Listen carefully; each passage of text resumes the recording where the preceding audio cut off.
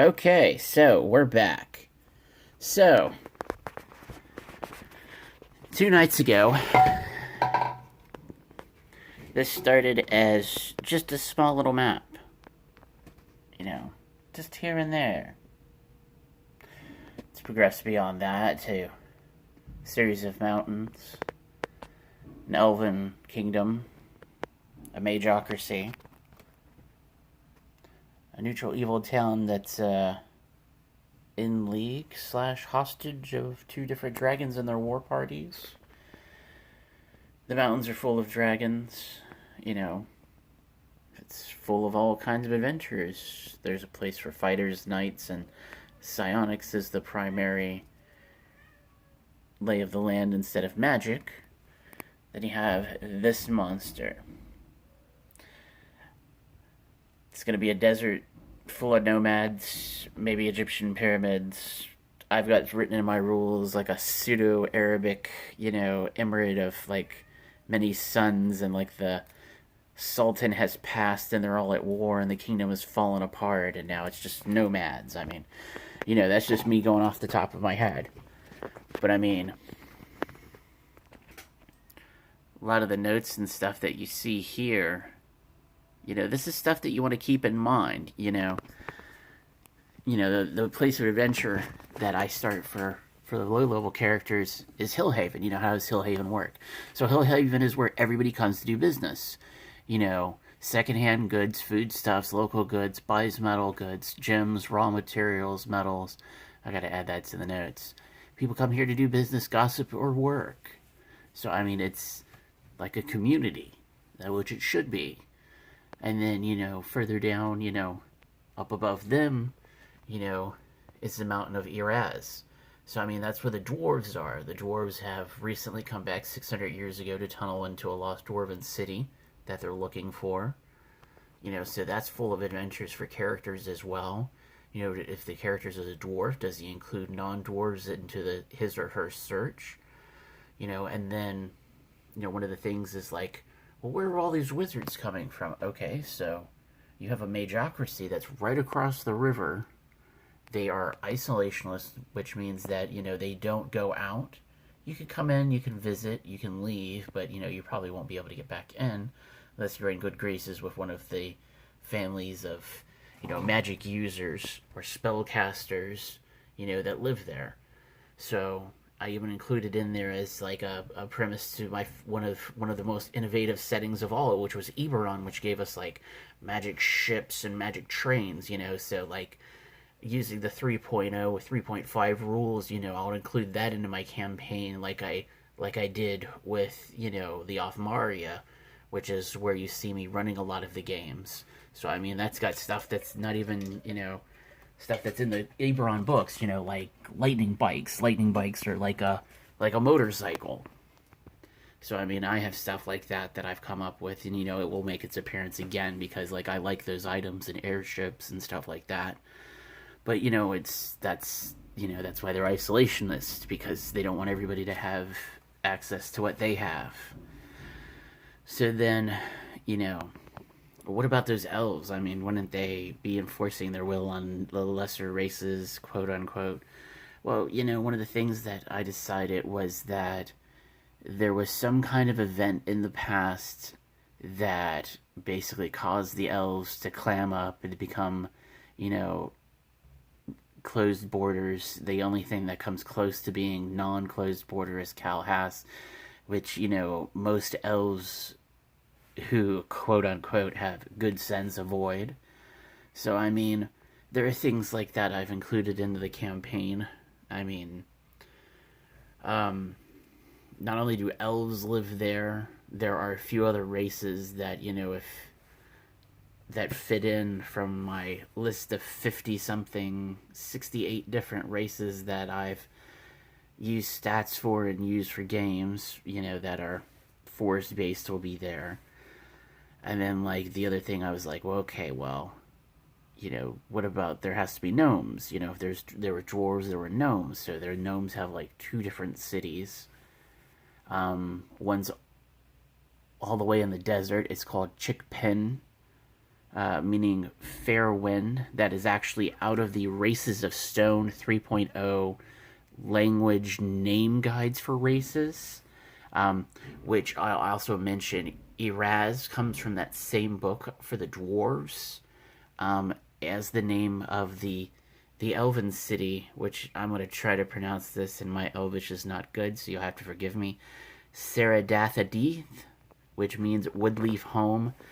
It outlines in the book that the names have 2 prefixes and 1 suffix, I think it is.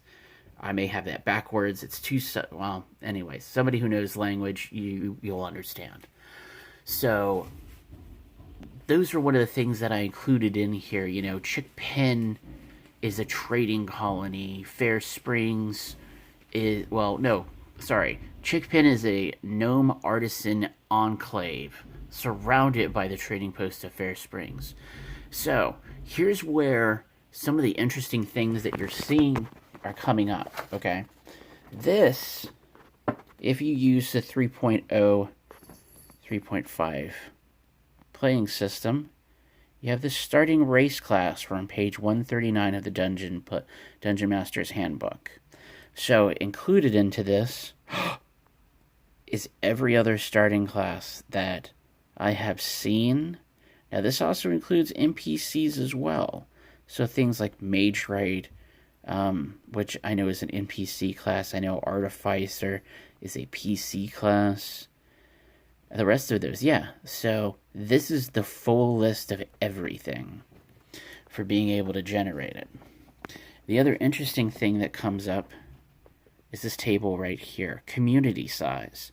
So when you go to roll these dice, you're going to add or subtract this. And you notice where the big headache comes in. Small city, roll twice. +6, good God. Large city, +9, roll 3 times. Metropolis, +12, roll 4 times. That's what Offmaria is. That's why there's so many power players. I opted to create a lower end campaign. So let's roll into the goodness that is the new campaign setting. So almost every one of these is a Thorpe. Okay? One of the other interesting things that I've done is I've gone ahead and you've noticed where I've scratched out first level player characters. Okay? Because think about it this way. Where would these guys go? They're not going to stay in a Thorpe. They're going to go someplace. Dwarven Work Camp. I'm going to skip through some of this because it's just going to be nothing but small. At most, this is what a city structure looks like. And like Tunnel Town is all the way at the top of the mountain up there of Eraz. So I mean, this is part of their dwarf settlement that they've built over the past 600 years. You go all the way to the top of the mountain. There's only a Thorpe there. Tunnel Outpost. This is all the way at the bottom. Start coming into the elves. Elves have long lifespans. Kind of makes sense why there's no first level, second level characters.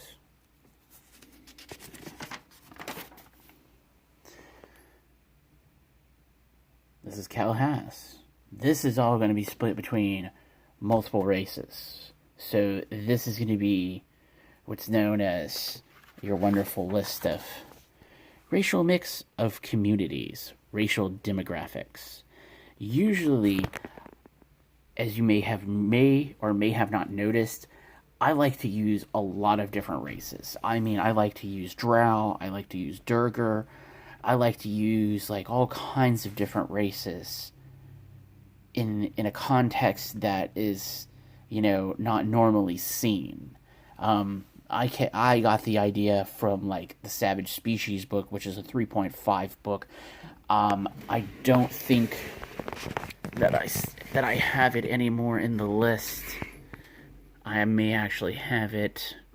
Yeah, I only have it as a PDF right now, where I would be able to whip through the pages and show you the fabulousness. But so, getting back to where we are, racial demographics, and then on beyond that. So, I figured out that, Hillhaven is going to be a place where it's a lot more neutral, a lot more different races. And then, the dwarf work camps and their plot to get back into their fortress or find that ruin, as it is, they've kept it amongst the dwarves only. Then you have Twin Peaks. Twin Peaks are two separate mountains that are the same height. They are shared by a tribe of Raptorians and Goliaths. They each have a village on one of the mountains, but they roam the mountain range of both. So, I've set that up. But then, on the opposite side, you have to go, okay, well, what about the monstrous humanoids? So then, just this morning, I took down from my notes and I put it here on the other whiteboard, the Thunderdrum Mountains, the dangers. There's a red dragon. He controls one clan of orcs and goblinoids. There are cyclopses. Jesus fucking Christ. Those giant-ass plus 12 character level challenges. Yeah. They're menaces to everybody. They raid. Then you have stone giants. Then you have hill giants. Then you have orc tribes. There's 3 different orc tribes. There's 4 different gnoll tribes. You've got 2 that are chaotic evil, 1 that's lawful neutral, and 1 that's neutral. Then you have 3 of the goblin tribes. Usually goblinoid tribes are all chaotic, so that's what I've kept them as. Now, that's not to say that a player can't be like, hey, Satanic Panic, aka JB, why can't I be able to play a goblin? I'll be like, hell yeah, let's roll you up a goblin, dude. So, this is just something that you have to consider, And a lot of this you can be able to pull from the Dungeons Master Guide. In fact, let's roll over here. And I hope you all excuse my messy office / bedroom space.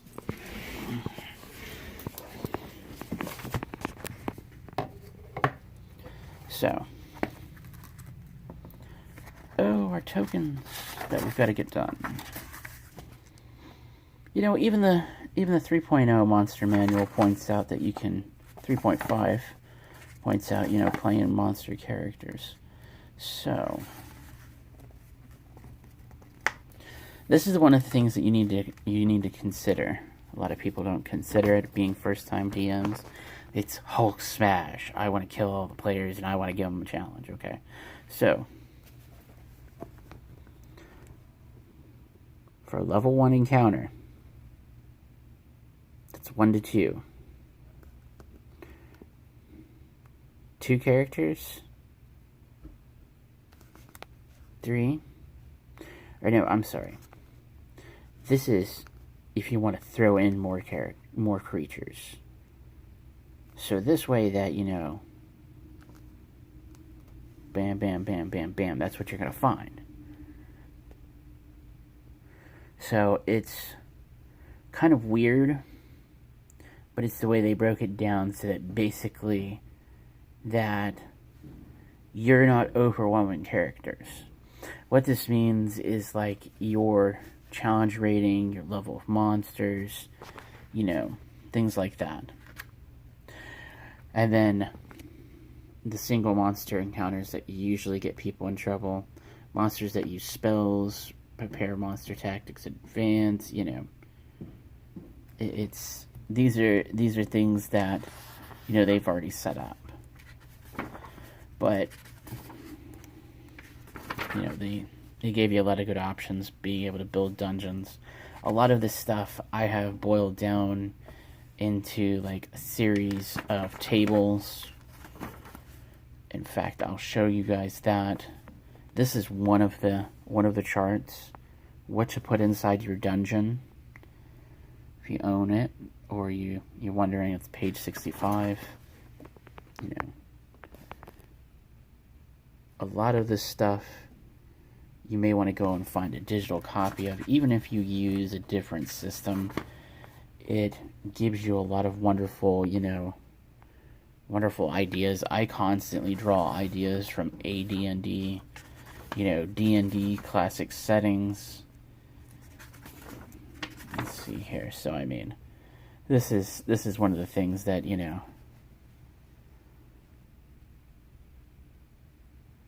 if you just want to do a dungeon on the fly, this is a good chart to go to. And then, it gives you an idea of some kind of monsters.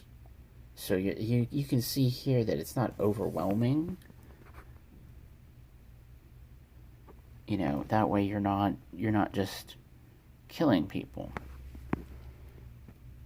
I mean, of course, like, I have a different version of it. I think that I will have to locate the notebook, but I have, basically what's known as a Dungeons Master's notebook that I've summed a lot of my notes up in, or it's been across a series of them. So, I am a charts guy. I love being able to have that option because, even this is just rolling dice. That's all it is. So, I mean, these are all things to consider when trying to figure out your game. You start with one area, you expand around it. What threatens it? How it works with your cities, your towns, your villages, anything that's attached to it. So I mean, this is all stuff to consider. And it's not hard. I mean, this has taken about 3 nights, probably about 2 to 3 hours each night working on it. In between watching, stuff on the phone and, eating dinner, relaxing, coming home from work at night, and then at some point, I'll have to take all this stuff and I'll have to put it into the notebook. I mean, some of this stuff I'll have to change, but my dungeon, I have my first dungeon already set up. I'm going to have to change it, though, because it's not going to fit this, but, in other notebooks and stuff. Let's see here. Let's go into the mess.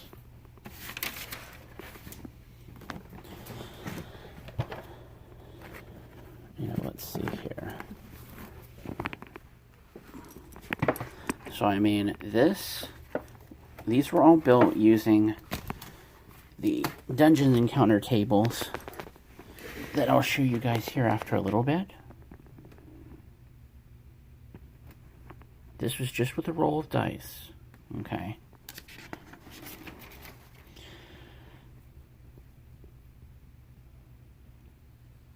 Dragon Magazine did a compendium, and the last few pages of it for the 3.0, 3.5 was something called Solo Dungeon, or Solo Adventuring. It was written by the great Gary Gygax himself. It came from an earlier version of Dungeon Magazine, if I remember correctly off the top of my head. So everything you see here can be used multiple times. You can change your monsters out. In fact, this is what I'm going to use for my first adventure. So I mean, yeah.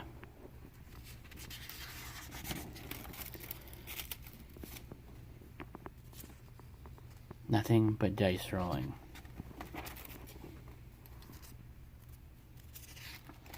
So this is stuff that I'm going to show you guys. I just wanted to go through and show you more and more intricate maps that have been drawn up just using this table. So this is stuff that, it looks hard, it looks difficult. It is extremely easy, folks.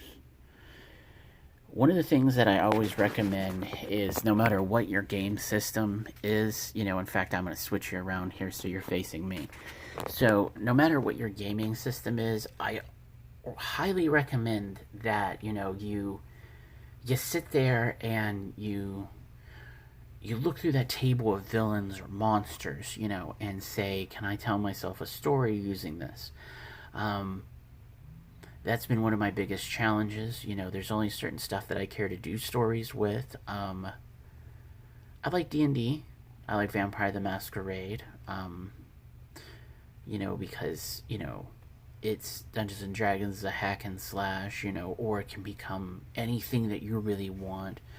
You know, I prefer Vampire because, you know, it's the slow descent into you're the monster, you know, and how far does your humanity slip.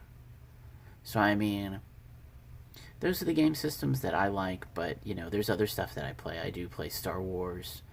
You know, it's no matter what it is, you got to look through that list of monsters or villains or whatever you can come up with out of your head, and you got to tell yourself a story using it, you know? And that's really all there is to it. You know, don't let player, you know, sometimes you let players wander off and do whatever they want. You know, sometimes players, you know, have things happen that just naturally keep them on task, or they completely get off task. You know, I haven't encountered that, but you know, I've had friends that are like, oh my god, you know, like I gave them a mission to do this, but it was under a time restraint, and they couldn't figure anything out. They didn't plan anything in advance, you know, and it just kind of weighed them down, you know, the group. So I mean, it's some of the things that we have to work on as a storyteller, or dungeon master, whatever your title is, that you kind of role players a little bit, you know. That's where your NPCs come in. You know, you give them people to help them. They find people to help, you know. There's all kinds of different options that you really just have to weigh out and put into effect. So I'll get you the table, look at the tables and stuff that I built using most of this here in a few moments. I hope to have it posted up. Until then, keep rolling your dice.